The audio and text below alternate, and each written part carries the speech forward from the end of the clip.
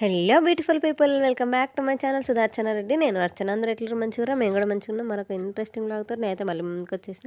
మీరు అనుకున్న ఛానల్ని చూడడం ఇదే ఫస్ట్ టైం అయితే ప్లీజ్ లైక్ చేయండి, షేర్ చేయండి, సబ్స్క్రైబ్ చేయడం మాత్రం అసలు మర్చిపోకుండా. నేను ఇన్స్టాగ్రామ్లో కూడా ఫాలో అవ్వండి. మీ సలహాలు సూచనలు ఏమైనా ఉంటే కామెంట్ సెక్షన్లో తప్పకుండా కామెంట్ చేయరు.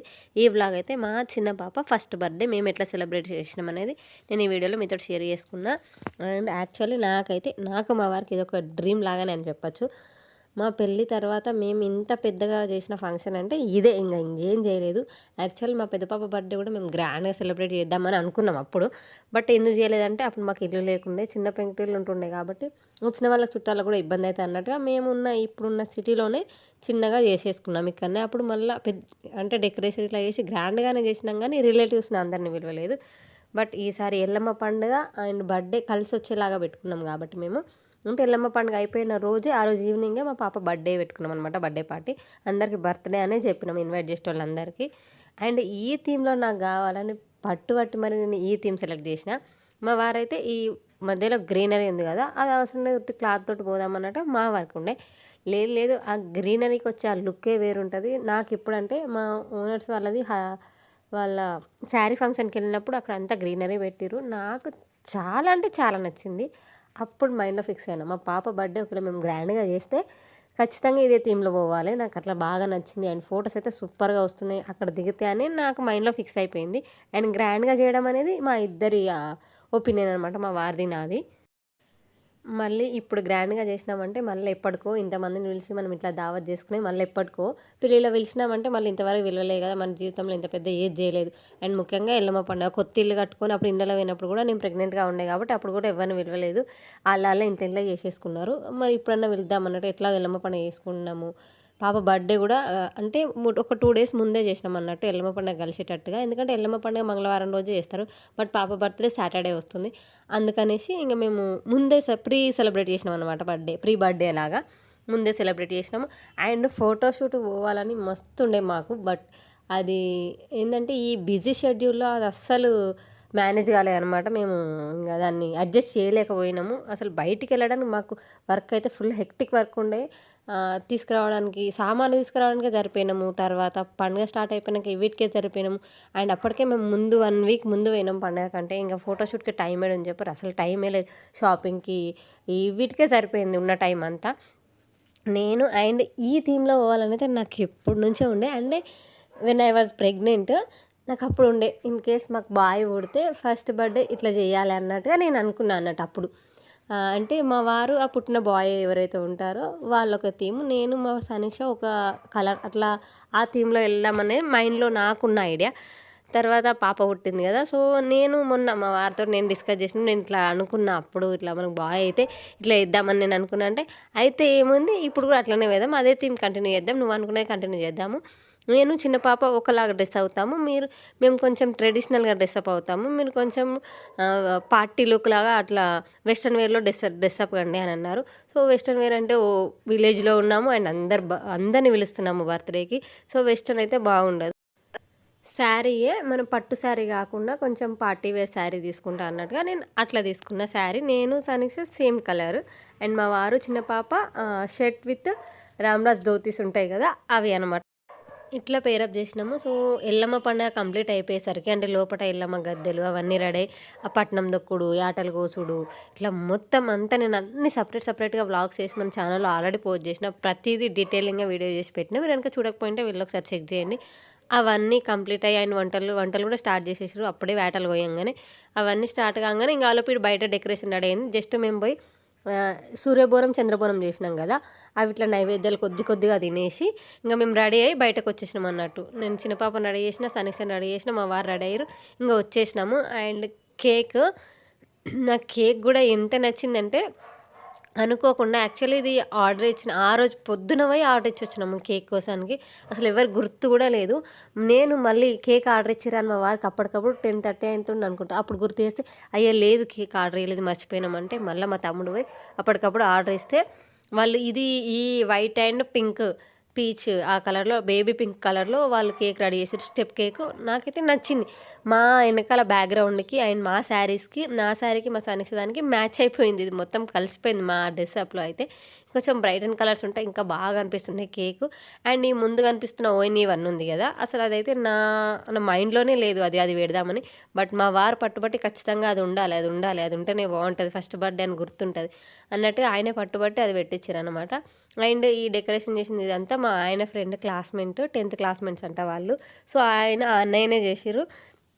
ONE1 కూడా ఇప్పుడు ఇంతవరకు ఆయన దగ్గర లేదంట, మా కోసమే తెప్పించినామని చెప్పారు. మీరు అడిగారు కదా, ఎట్లా నాకు కూడా పనికొస్తా అన్నట్టు తెప్పిస్తాను ఫస్ట్ ఎప్పుడైనా తెప్పించిన కూడా నాకైతే ఎంత నచ్చిందో. అండ్ వచ్చిన వాళ్ళందరూ కూడా నచ్చింది బాగా డెకరేషన్ అదంతా. అండ్ మా ఫ్యామిలీ ఫ్రెండ్స్, ఇంకా మమ్మల్ని పిలిచినోళ్ళు పిలవనోళ్ళు, మాకు తెలిసినోళ్ళు తెలియనోళ్ళు, అంటే నాకు తెలిసినోళ్ళు నాకు తెలియనోళ్ళు, మా ఆయన క్లాస్మేట్స్, ఫ్రెండ్స్, కొలీగ్స్, ఇట్లా ఒక్కరేంది ఇట్లా ఆల్మోస్ట్ మ్యాక్సిమం అందరికి చెప్పేసినాం. నేనైతే నా మొహపరిచయం ఉన్న వాళ్ళకి కూడా అందరికి చెప్పేసిన, రండి ఇట్లా మా పాప బర్త్డే చేస్తున్నాం రండి అని అందరిని ఇన్వైట్ చేసినాము. మోస్ట్లీ ఇన్వైట్ చేసినాం చాలామందిని.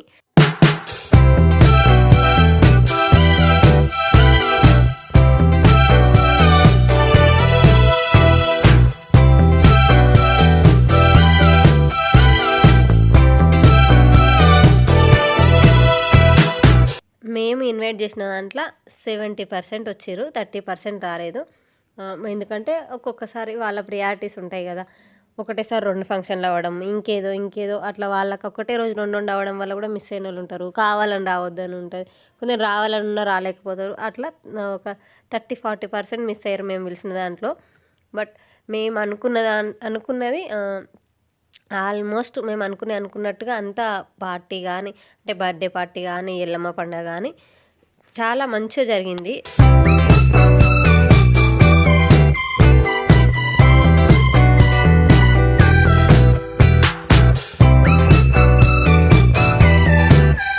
నేనైతే ఫోన్ ఎవ్వరు నా కంటికి ఎదురుగా కనిపిస్తే వాళ్ళందరికీ చెప్తాను, ఫోన్లో వీడియో తీస్తూనే ఉండరు, ఎవరిని మీరు చేయకూరి, తర్వాత మీరు చూసుకొని నేను రాలే, నన్ను తీయాలంటే నేనేం చేయలేను. సో ఎవరో ఒకరికి ఇచ్చి ఫోన్ అందులోనే పెట్టండి అని చెప్పిన. సో మోస్ట్లీ మా కోడలు తీసిర్రు, గని తీసిన, నా తమ్ముడు తీసిండు, ఇంకెవ్వరు వీలుంటే వాళ్ళు త్రినాథ్ తీసిండు కొంచెం సేపు. ఇంకెవ్వరు చెప్తానే ఉన్న ఫోన్ తీయండి, ఎందుకంటే క్లిప్స్ మిస్ అవుతూ ఉంటాయి, మళ్ళీ తర్వాత చూసుకున్నప్పుడు ఫీల్ అవుతారని. అండ్ ఇట్లా ఎవరి చేతి పోయినా కూడా ఒక్కొక్కసారి జూమ్ చేసి అట్లనే వదిలేస్తారు. దానివల్ల కూడా కొందరు ఫేసెస్ క్లియర్గా అండ్ క్లారిటీగా రాకపోవడానికి కారణం అదే అన్నమాట. కొందరు ఫేసెస్ క్లారిటీగా రాలే, జూమ్ చేసి వదిలేసేసరికి అది బ్లర్గా వచ్చినాయి. అండ్ వెనకాల డెకరేషన్ కలర్ కూడా మారిపోయింది కొందరు పిక్చర్స్లో అయితే.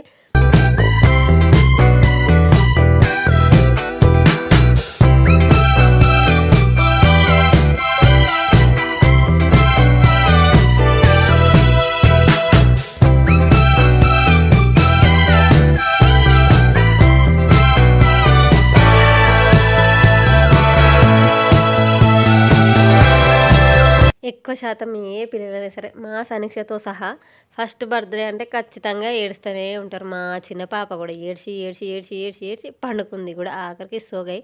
అండ్ మా వారు ఎంత బిజీ అంటే అట్లా వచ్చిన వాళ్ళు పలకరించాలి, వాళ్ళు తిన్నారో లేదో చూసుకోవాలి, అటు చూసుకొని పాపం ఒక్కడైపోయి. మా తమ్ముడు కూడా చూసుకునే ఉన్నాడు, వాడు కూడా ఎంతమంది నన్ను చూసుకుంటే వాడికి తెలిసిన వాళ్ళందరినీ వాడు చూసుకున్నాడు, తెలియని వాళ్ళందరినీ మళ్ళీ మా ఆయన పలకరించడానికి వెళ్ళాలి కదా, ఆయన వెళ్ళి అటు పోవడం ఇటు రావడం, ఎవరైనా ఫోటో తీయడానికి వస్తే స్టేజ్ మీదకి రావడం, ఎవరు లేకపోతే పోయి అక్కడ చూసుకోవడం. ఆయన మా వారు ఆఫీస్ కొలీగ్స్ కూడా అందరు వచ్చిర్రు, మ్యాక్సిమం వచ్చిర్రు, ఇంకా వీళ్ళు కాని వాళ్ళు రాలేదు, వీళ్ళైతే వచ్చారనమాట.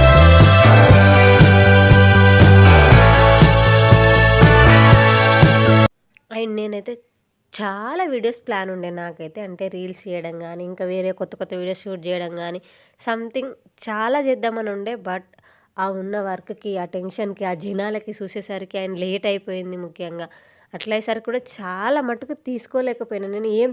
ఫోటో స్టిల్స్ కూడా అసలు ఏం తీయాలనో ఏం తీయొద్దో కూడా అసలు ఐడియానే రాలేదు. ఈ మంచి ముందైతే మస్తు ప్లానింగ్ ఉండే, ఇట్లా తీసుకుందాం, ఇట్లా తీద్దాం. అండ్ ఇంకొకటి ఏంటంటే ఇట్లా 3 జనరేషన్స్ లాగా మా మమ్మీ, నేను, సమీక్ష అండ్ చిన్న పాప ఇట్లా లైన్గా నిలబడి ఒక ఫోటో దిగాలి కూర్చొని అనుకున్నాం.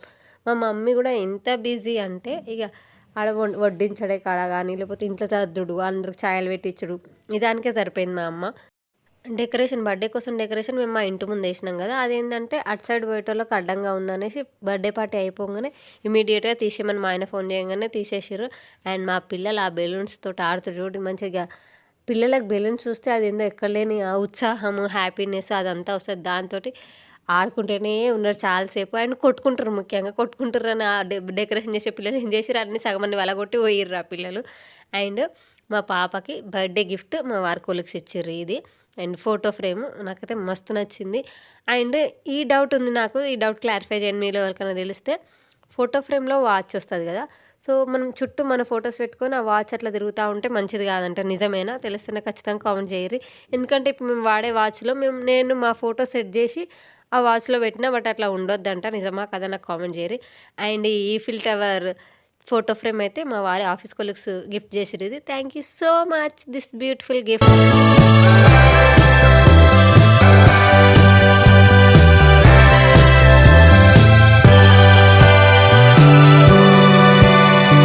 అండ్ మా వారి ఫ్రెండ్స్ వేరే వాళ్ళ టెడ్డీ బేర్ కూడా గిఫ్ట్ ఇచ్చారు. నేను అది క్లిప్ తీయలేనట్టు ఇక్కడ కింద పడేసి చూసారు మా పిల్లలు.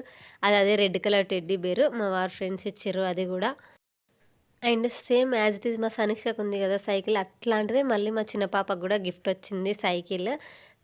ఇది కూడా మా వారి ఫ్రెండ్సే ఇచ్చారు ఆ సైకిల్ కూడా. ఎంత నచ్చిందో నాకైతే. అండ్ అది క్లిప్ దిద్దాం అనుకున్న మా పిల్లల్ని కూర్చున్నట్టు నేను మర్చిపోయిన హడావిడిలో.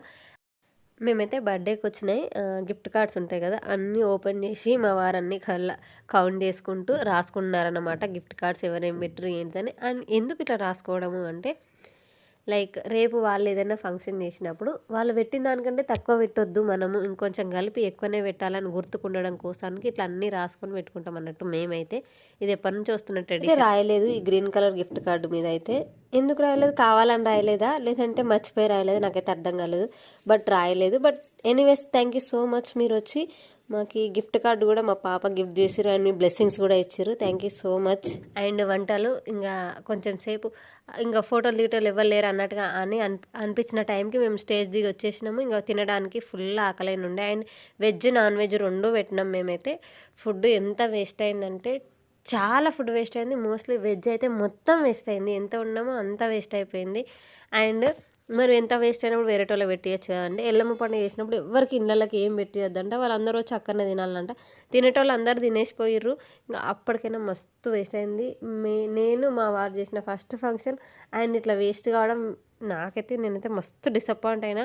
నాకు ఫుడ్ వేస్ట్ అయితే నాకంటే ఎక్కువ మా ఆయనకి ఫుడ్ వేస్ట్ అయితే అస్సలు నచ్చదు ఆయనకు. అది ఎవరో ఒకరు తినాలి, వేస్ట్ చేస్తే ఎట్లా అది. అప్పటికి ఫుల్ ప్లానింగ్ తోటే వండిపిద్దాం అనుకున్నాం, బట్ కొన్ని మిస్అండర్స్టాండింగ్ వల్ల ఫుడ్ అయితే వేస్ట్ అయిపోయింది. ఇది వెజ్జే కాదు నాన్ వెజ్ కూడా చాలా వేస్ట్ అయింది. మేము అనుకున్నది ఒక ప్లాన్ అండ్ ఆడ ఇంప్లిమెంట్ అయింది ఇంకొక ప్లాన్, దానివల్ల కూడా వేస్ట్ అయింది. అండ్ బట్ అందరూ కూరలు అయితే చాలా టేస్టీగా కుదిరినాయి. టేస్ట్ అయితే బాగుంది కూరలని అని అందరూ ప్రేజ్ చేసారు.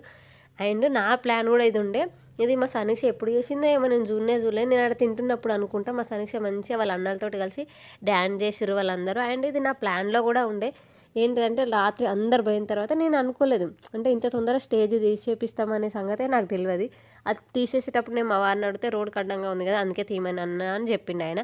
నా ప్లాన్ ఏముంది అంటే రాత్రికి అందరం కలిసి మంచిగా పాటలు పెట్టుకొని ఒక 1 or 2 hours ఎంజాయ్ చేద్దాం మంచిగా అన్నట్టుగా ఉండే నా ప్లాన్లో. వాళ్ళు డెకరేషన్ తీసేసరికి ఇక డెకరేషన్ లేకపోతే ఇంకేం చేస్తామన్నట్టుగా అప్పటికే సగం డౌన్ అయిపోయినా నేను. అండ్ వీళ్ళు తినేటోళ్ళందరూ గడికొకరు వచ్చుకుంటూ తినేసరికి కూడా ఇక్కడ ఉండి మేము ఫ్రీగా ఉంటేనే డ్యాన్స్ చేయడానికి మూడ్ ఉంటుంది. అయ్యో మేము డ్యాన్స్ చేస్తుంటే ఆడ తినడానికి పెడదు రండి అని పిలుస్తుంటే కూడా ఆ మూడ్ ఉండదు కదా అన్నట్టుగా అందుకే డ్రాప్ అయిపోయినాము. అండ్ అప్పటికే 1 week నుంచి ఫుల్ మేమైతే తిరుగుతూనే ఉన్నాం కదా, అందుకే అందరం అలసిపోయినాము. ఇంకా ప్లాన్ నుంచి డ్రాప్ అయిపోయి అందరు తిని పడుకునేసరికి రాత్రి 11:30 అయింది. మాకైతే ఇట్లా పడుకునేది ఒకటే గుర్తుంది, ఎప్పుడు తెల్లారిందో కూడా గుర్తులేదు. అంత మత్తుగా పడుకున్నాము, ఫుల్ అలసిపోయిన ఉండే. మేము అనుకున్నట్టుగా మా పాప బర్త్డే అయితే గ్రాండ్గా సెలబ్రేట్ చేసినాము. We're so happy, we're so blessed అనమాట. నాకు మంచిగా అనిపించింది ఇట్లా మా చేతుల మీదుగా ఫస్ట్ టైం ఒక కార్యక్రమం విజయవంతంగా స్టార్టింగ్ నుంచి ఎండింగ్ వరకు మేమే మొత్తం అన్నీ చూసుకోవడం అన్నీ మేము మా చేతుల మీద చేసుకోవడం నాకు మంచిగా అనిపించింది. సో మీ అందరి బ్లెస్సింగ్స్ కూడా మా పాప మీద ఉండాలని కోరుకుంటూ, మీ అందరి బ్లెస్సింగ్స్ కూడా ఇస్తారని అనుకుంటూ, that's it for the video. Bye, see in next video.